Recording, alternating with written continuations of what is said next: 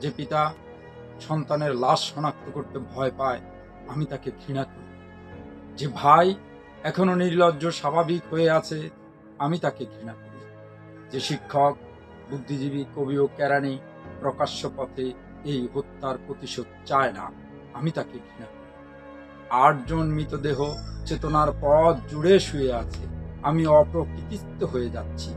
৮ জোড়া খোলা চোখ আমাকে ঘুমের মধ্যে দেখে, আমি চিৎকার করে উঠি, তারা আমাকে ডাকছে অবেলায় উদ্যানে সকল সময়। আমি উন্মাদ হয়ে যাব, আত্মহত্যা করব, যা ইচ্ছে চায় তাই করব।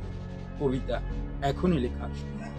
ইস্তেহারের দেয়ালে পেন্সিলে নিজের রক্ত অশ্রু হাড় দিয়ে কোলাস পদ্ধতিতে এখনই কবিতা লেখা যায়। তীব্রতম যন্ত্রণায় ছিন্ন ভিন্ন মুখে, সন্ত্রাসের মুখোমুখি ভ্যানের হেডলাইটের ঝলসানো আলোয় স্থির দৃষ্টি রেখে এখনই কবিতা ছুড়ে দেওয়া যায়। ৩৮ ও আরো যা যা আছে হত্যাকারী, সব অস্বীকার করে এখনই কবিতা পড়া যায়।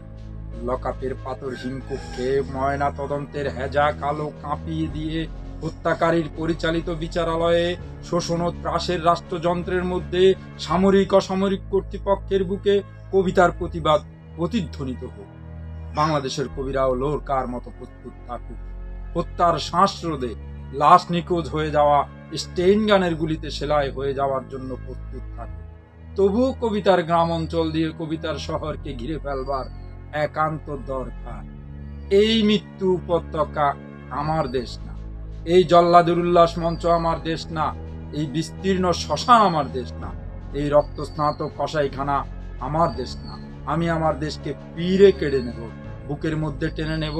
কুয়াশায় ভেজা কাঁচ বিকেল ও ভাসান সমস্ত শরীর ঘিরে, জোনাকি না পাহাড়ে পাহাড়ে জুম, অগণিত হৃদয় শস্য, রূপকথা, ফুল, নারী, নদী, প্রতিটি শহীদের নামে এক একটি তারকার নাম দেব ইচ্ছে মতো।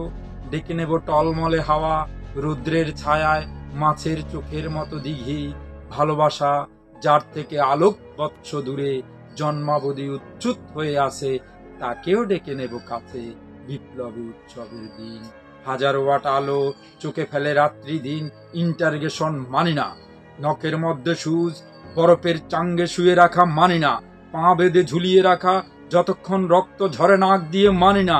ঠোঁটের উপরে বুট জ্বলন্ত শলাকায় সারা গায়ে ক্ষত মানি না। ধারালো চাবুক দিয়ে খণ্ড খণ্ড রক্তাক্ত পিঠে সহসা অ্যালকোহল মানি না। নগ্ন দেহে ইলেকট্রিক শট, কুৎসিত বিকৃত যৌন অত্যাচার মানি না। পিটিয়ে পিটিয়ে হত্যা, গুলির সঙ্গে রিভলভার ঠেকিয়ে গুলি মানি না। কবিতা কোনো বাধাকে স্বীকার করে না। কবিতা সশস্ত্র, কবিতা স্বাধীন, কবিতা নির্ভীক। চেয়ে দেখো মায়াবঙ্কি, হেকমত, নেরুদা, আগার, এলুয়া, তোমাদের কবিতাকে আমরা হেরে যেতে দেইনি, বরং সারাটা দেশ জুড়ে নতুন একটি মহাকাব্য লিখবার চেষ্টা চলছে। গেরিলা ছন্দে রচিত হতে চলেছে সকল অলংকার।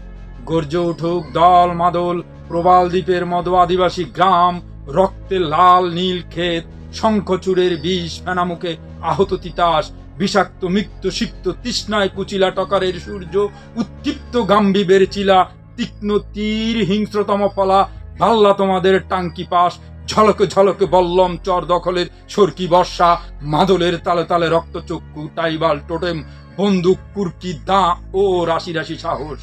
এত সাহস যে আর ভয় করে না।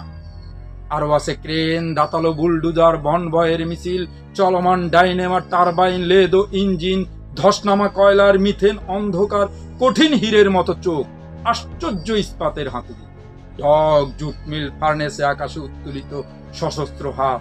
না, ভয় করে না।